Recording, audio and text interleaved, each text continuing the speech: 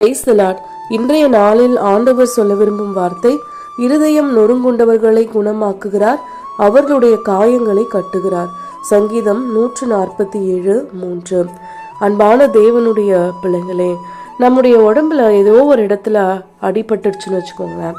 அதை வெளியில நம்மளை சுற்றி இருக்கவங்க பார்க்கும்போது, ஐயோ அடிபட்டுடுச்சா, எப்படி பார்த்து பத்திரமா இருந்திருக்கலாம்ல, மருந்து போடுங்க அப்படின்னு சொல்லிட்டு அவங்க போயிடுவாங்க.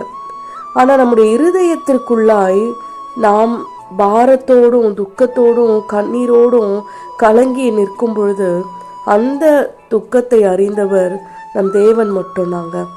அதற்கு காயம் கட்ட அவரால் மட்டும்தான் முடியும்.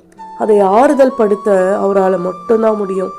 ஒருவேளை நம்ம முகத்தில் சோகமாக இருக்கிறத பார்த்து வேணா ஏன் ஒரு மாதிரி இருக்கீங்க அப்படின்னு கேட்கலாம்.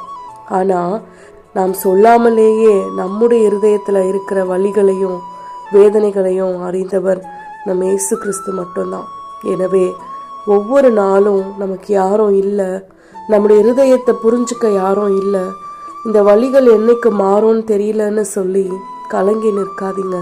இந்த வசனத்தை கண்முன்னாய் வைத்து என் காயங்களை எல்லாம் நீங்கள் கட்டுவீர் என்று சொல்லியிருக்கீங்களே, என் இருதயத்துக்கு ஆறுதலை தாங்கன்னு சொல்லி ஆண்டவரிடத்துல உரிமையோடு கேட்டு ஆறுதலை பெற்றுக்கொள்ளலாம்.